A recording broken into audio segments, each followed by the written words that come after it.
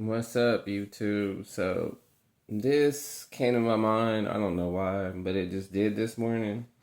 Um, it was one of the last conversations I had with my mom and my stepdad.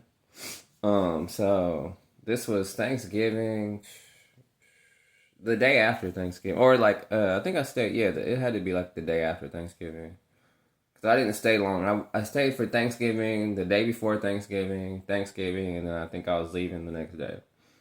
Or maybe the day after. Whenever I could get a ride. Yeah, I remember my little brother had to give me a ride back to Sacramento, so it had to be the next day. Because, yeah, I remember he gave me a ride back, and it took him all day. But anyways, um, so my mom, this was before she got sick. My stepdad, they were okay. Thanksgiving's over, and then they're talking about going back to work.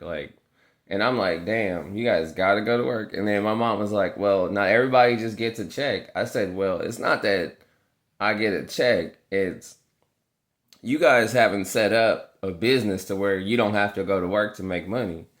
And I said, it's crazy because you guys work and then hustle on the side illegally. Like, why don't you just do that same mentality of retail? But like, you know what I'm saying? That's all that's all hustling is buying a product and selling it. But you go clock in your 8 hours and then you get off. And then now you're selling something. I'm like, why don't you just do that legally?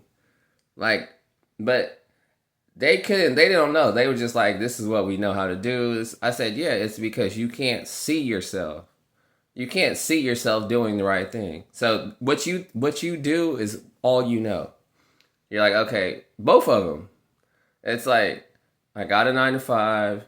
My mom was working at the time too, and then it's like after we get off, then we have clients that meet us for pills or marijuana, whatever it was that they were selling. But I'm like, why aren't you just selling something legal? And then you wouldn't even have to go to the 9 to 5. But that's like they couldn't see that part. But I remember it's funny how people could see you doing something that they can't see themselves doing. So rewind the clock. This was 2006.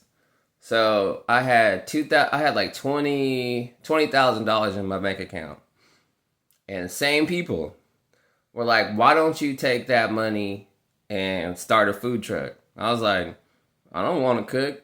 They're like, well, you could just hire other people and put a food truck downtown and then hire somebody to manage it. Like, it don't take that much to get started. And I said, for real? It don't take that much to get started, right? So they knew the whole game plan, the whole business plan, right?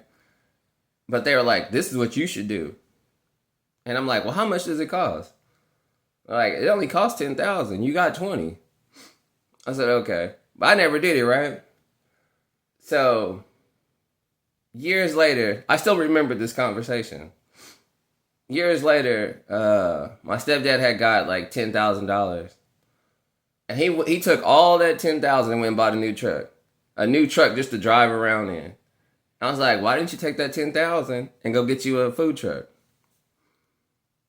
And he just looked at me like, nah, I ain't about to do that. I was like, well, why you think I should do it if you don't want to do it? And I said, that's what I just knew, like right then and there. It's a lot of people know what to do, especially now that we have AI and Chat GPT. It's everybody knows what to do. You can ask the internet what to do. Knowing don't mean nothing no more. It's doing it. But if you don't believe you can do it, guess what? You can't. And if you believe you can do it, you can. There ain't nothing stopping you.